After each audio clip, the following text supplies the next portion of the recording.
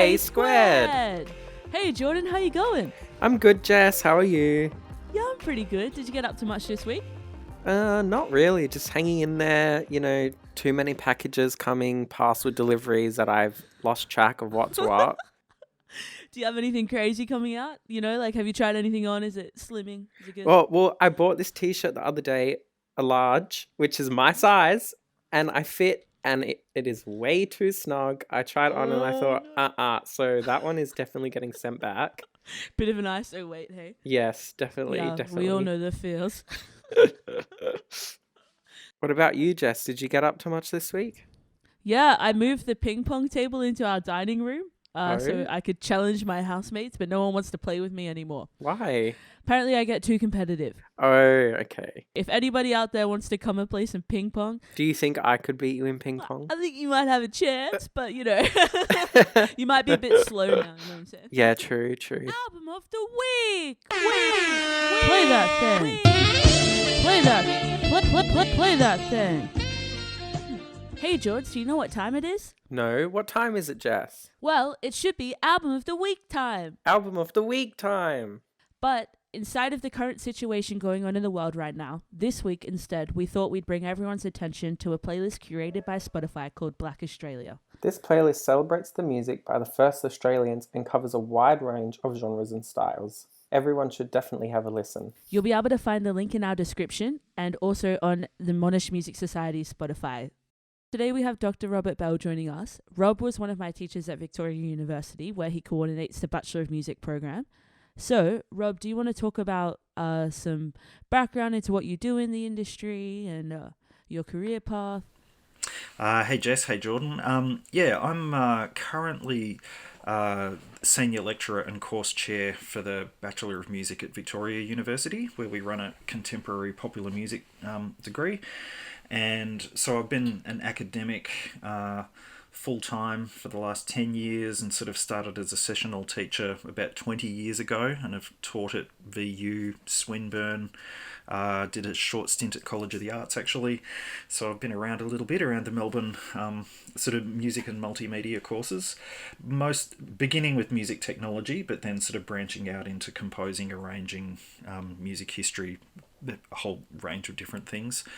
But so that's kind of my teaching career in a nutshell. But I've also been a drummer percussionist for over 30 years, played in a whole range of different bands and settings, and I guess more recently in the 2000s got more into electronic music and started drumming with a lot of DJs. And had a collective called Wet Music in the early to mid 2000s that was sort of at the peak of Melbourne's techno scene, and we toured Southeast Asia quite a bit, and also a band called Lychee Martini at the time, did quite a few corporate shows and tours through Southeast Asia as well, and more recently have done less performing and more remixing and production work. So probably the biggest name in sort of music that I've remixed is Philip Glass. But I've also worked with Groove Armada and a bunch of sort of independent American and South American and even Middle Eastern artists as well. So I wear three hats now: the academic teacher, the drummer, percussionist, and remixer. They're kind of my main things I do. Cool. So Rob, I know you have a PhD. Did you want to explain that a little bit? Like what was that in? And... Sure, I did that at Swinburne. It took many years to finish, as they do. But my thing I was really interested in at the time was how we describe the sounds of percussion instruments and drums and so on. And I was particularly interested in musical instrument classification. I don't know, the classical students in particular might be aware of the Sarkson-Hornbostel classification of musical instruments and that kind of thing. So I created a system for describing the sounds of drums and percussion in sample libraries in particular that kind of correlated the features of the instrument and how they're played with the sounds they produce. So I produced this massive lexicon or database of descriptors for what instruments are, how they're made, how they're played, and then correlating that with what they sound like in terms of their frequency spectrum, their envelope, but also their more everyday kind of timbre descriptors, and even onomatopoeia. What instrument goes boom versus what instrument goes ting, that kind of thing. So yeah, kind of a long-winded way of saying my PhD was in why do percussion instruments sound the way they do, and how do we describe that? Yeah, that's That's really kind of what it was interesting. about. Yeah, yeah. Did you do lots of traveling or like to find different percussion instruments, or was it just like a main genre, like style of? I tried to create a universal system that covered every instrument on the planet. Um, Wow. so just lots and lots of reading and lots of research into instruments around the world. But at the end of the day, yeah, there's an incredible diversity in percussion. There are thousands of Mm. instruments in existence, and they go back tens of thousands of years in human history. But they have common features in terms of shape, size, materials, the kinds of things we use to play them with, the beaters and the strikers and that kind of thing. So it was less about naming individual instruments and more about sort of analysing the features of those instruments. And Yeah. yeah, so yeah, tried to be universal. I may have succeeded or not. I'll leave that to my peers to work out. Yeah, Yeah. yeah. Cool. So Rob, what got you into music? Like, were your parents? Did you just love it from a kid? And have you always been passionate more about the technology side? I guess it comes in two waves. So as a kid, I fell in love with drums really early on, really from about the age of 4 or 5. Seeing music on TV and listening to my parents' records and so on, I was yeah, just fascinated with drums and used to build my own little drum kits out of pots and pans and cushions and stuff at home. Took it more seriously when I went to high school. So I grew up in Ballarat, and at Ballarat High School we had an amazing drumming teacher, the late Don Kirby, who was sort of Ballarat's #1 player and did all the music theatre productions and TV shows and that kind of thing. But he took me under his wing and mentored me and taught me for 6 years, and that was really what propelled me into wanting to become a professional musician. Was kind of the local music scene and playing in bands and doing music theatre, and even played in the local symphony orchestra for a while. And then went to university, studied at La Trobe when they had a music program back in the late 80s, early 90s. And it was there that, having access to the recording studio and the synthesis studios and so on, that I realised, wow, this whole world of, making music with electronica, recording in the studio, wow, I could actually take my own music and capture it and produce it and mix it. And yeah, a light switch just turned on when I went to uni, I suppose. And that's where the love affair with technology really happened, I guess. And from there, it's really been both in equal measures since then, I suppose. Yeah. Um, so talking more about the state of like COVID-19 and considering um, we're all learning music through Zoom and online, Yeah. has your teaching style had to adapt or anything? Because I know that you have like a quite an innovative, creative response to traditional tertiary teaching, and you spent some time in Scotland looking into Yeah. that as well. Yeah. Thanks. Innovative. I wouldn't make such a grand claim for myself, but I definitely. think it's Look, fantastic. oh, thank you. In terms of teaching style, yeah, from learning from my mentors and from highly experienced educators and so on, I figured out a few years ago that just standing up and talking at students isn't much fun. I can show I'm an expert, till the cows come home, but that's not very interesting for students.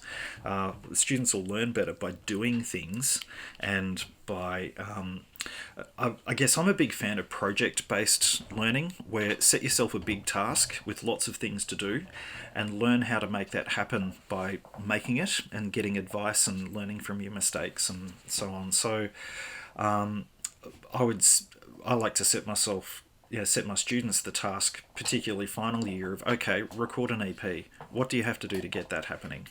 At every level, right through to then getting it on a Spotify playlist. So, but you've got to start with writing the songs, arranging them, recording them, mixing them, and then releasing them and marketing them, and sort of that whole supply chain, I suppose, of creativity that then turns into a product. So I like to be very hands-on, and I suppose, like a lot of universities, you have your classic Mac lab with all the professional software in it and the keyboards and so on, and students have access to tools that maybe they can't necessarily afford at home through the university's resources and so on, and that's great. Then COVID-19 comes along and we can't be at uni anymore. We have to do everything from home, and then you're presented with students who some have the same resources, some are right into home recording and have lots of equipment, others don't, might have never thought of this before, or for whatever reason they don't have access to those resources. So the challenge for us has been to try and find a way to bridge the gap between those who have experience and equipment and those who have not. And we can't even assume that everyone has fantastic internet access. They might be trying to run everything off their phone, or they're in a shared household trying to share the Wi-Fi with 6 other people or something. So it's really challenging. So I guess the approach I've taken is to have a look at a couple of the cloud-based online collaborative platforms. There's 2 out there that I've road tested. One is BandLab and the other is Soundtrap, and they both kind of facilitate having a cloud-based project/session that students can then log into, record their part, and immediately share that with everybody else. And it's sort of housed in the cloud rather than housed on someone's computer. And they're kind of like, for those who know GarageBand or Logic, that have those built-in loops and so on, FL Studio, those kinds of programs where you've got loop libraries and built-in synths and all that kind of thing. These packages have that too, and so you can compose, you can remix, you can produce, you can record. So that's kind of been my strategy to try and kind of equalize the playing field for everyone. It's not without its challenges. It's still really tough. But I think, broadly speaking, there's 2 aspects to that. One, it's better to be doing something creative, even if it's difficult, than sitting at home just watching TV doing nothing. And the second is that this is an opportunity for every young musician to learn the basics of recording themselves and what goes on with basic engineering and production. They don't have to be expert, but at least have some command over their own sound and being able to capture their own ideas. And so if I get those 2 outcomes out of this, keep the students out of trouble and get them learning how to record themselves, then I consider that a win at the moment. Yeah, definitely. Cool. Did you overcome any major challenges or changes in your music career? And how did you navigate finding new opportunities for things that you wanted to try? Sure. Look, I think this comes to the heart of what every aspiring professional musician needs to be aware of, which is that your career is going to be dynamic and it's going to change. On average, most musicians carry 3 or 4 jobs at the same time. There'll be teachers, there'll be players, there'll be working in a hire company or a music repair shop or something. And also that we need to be aware of our online presence. COVID-19 has really brought that home in spectacular fashion. I think that we have to be able to embrace performing online, having an online presence, people knowing where we are, how to navigate social media, and that kind of thing. And I guess also the other sort of statistic that a lot of students should be aware of is that there was a study came out of WA that showed that 80% of Australian professional musicians also teach at some point in their career. It's how you pay the bills.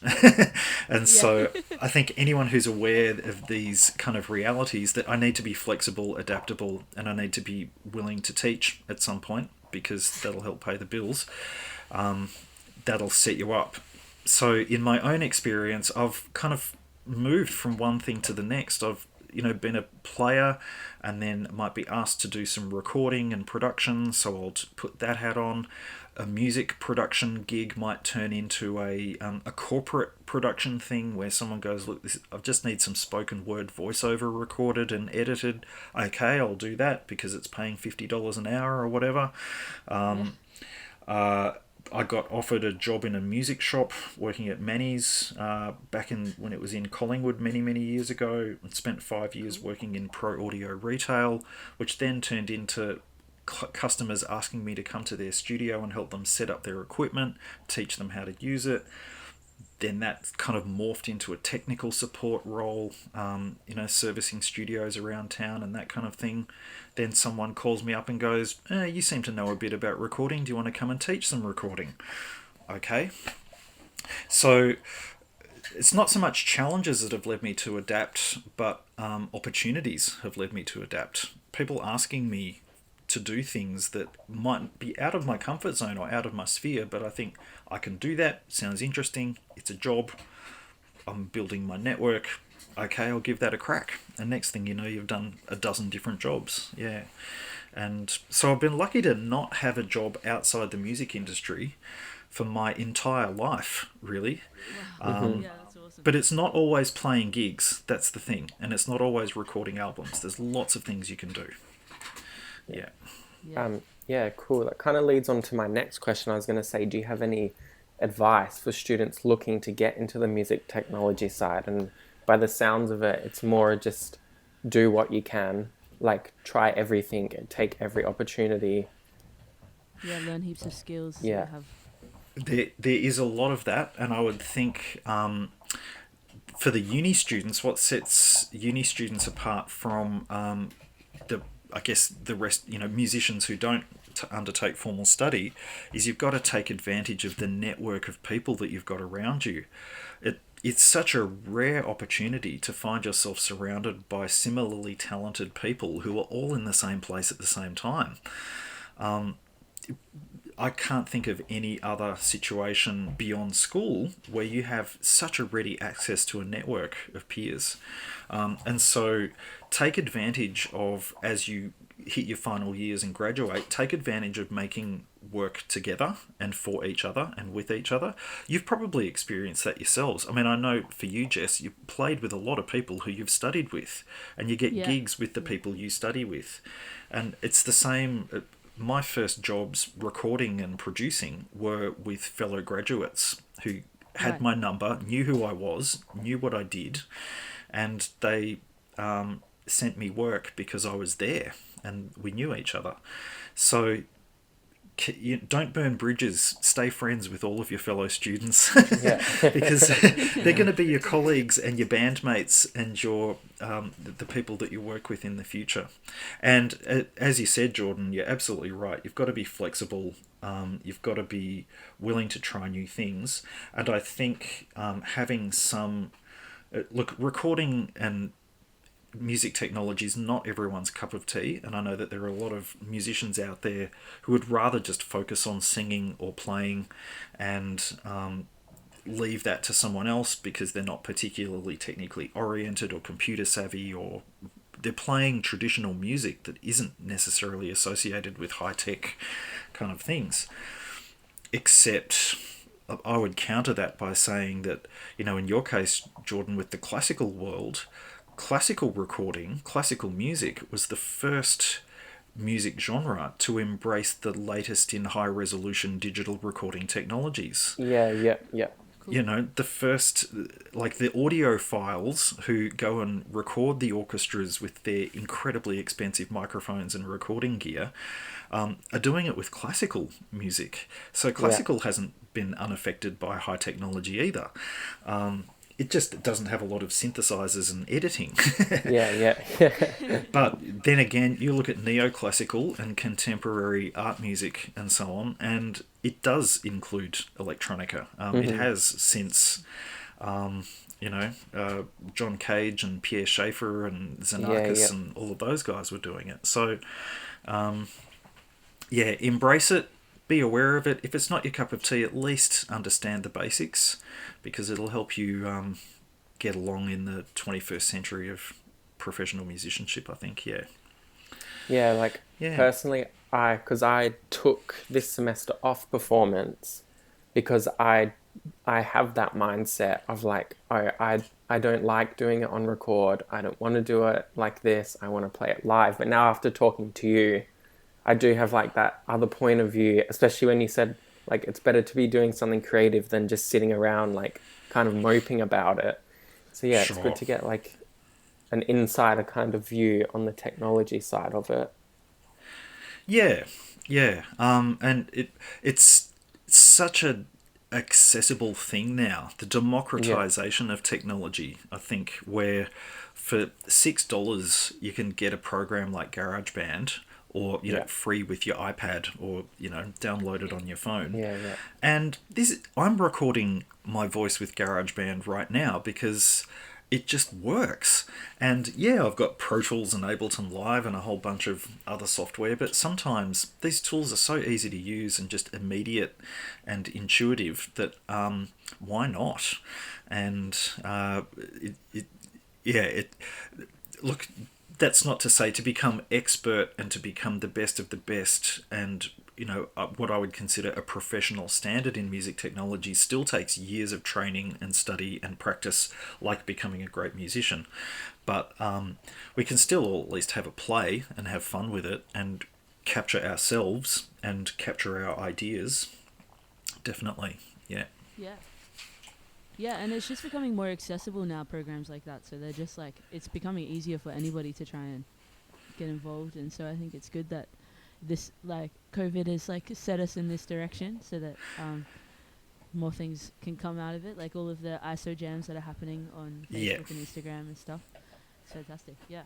Yeah. Yeah.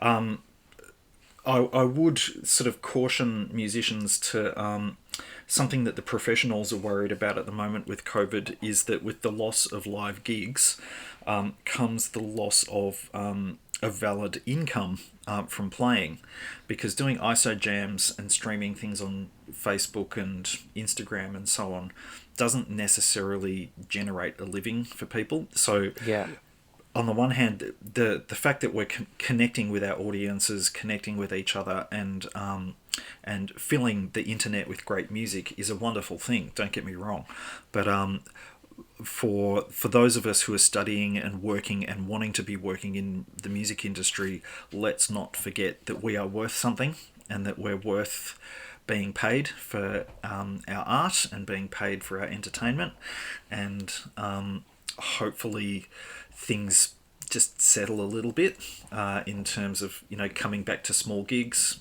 in live venues sooner than later. I would love to see that happen. Outdoor events, I think, are going to start coming back sooner than later. I think our large concert hall venue events and stadium events are a long way off still. yeah, And but here's hoping that we can have a nice balance. I suppose for me it's about balance. Bring back live music, because Melbourne is an amazing place for live music, and it'd be terrible to see it disappear. But you're right, Jess. This is an opportunity to embrace recording, embrace the internet, doing collaborative work together from the comfort of our homes. And there is some really cool, fun stuff happening out there in that space too. That's for sure. Yeah. Yeah. awesome. So that's all we really have to ask today. So thanks so Great. much for joining us, Rob. Good to Thank you. get your point of view and your insight and hear about your experience and stuff. Most Yeah. welcome. That was fun. I hope a few of your listeners got one or two tidbits of advice out of that. Yeah. Yeah. Yeah. We've come to the end of another episode of J Squared. And Jordan, I'm going to miss you for another 2 weeks. I know, Jess. I mean, it's not like we don't see each other a lot and talk a lot, but I'll still miss you. Don't tell anybody. No, yeah. Yeah, so thanks for joining us today, guys. Our next guest will be another good guest with lots of experience, so we'll definitely keep you posted. Yeah, and a pioneer in the women in jazz movement, so it'll be good to come in and listen in. Yes, definitely. All right, bye, Jess. Bye, George.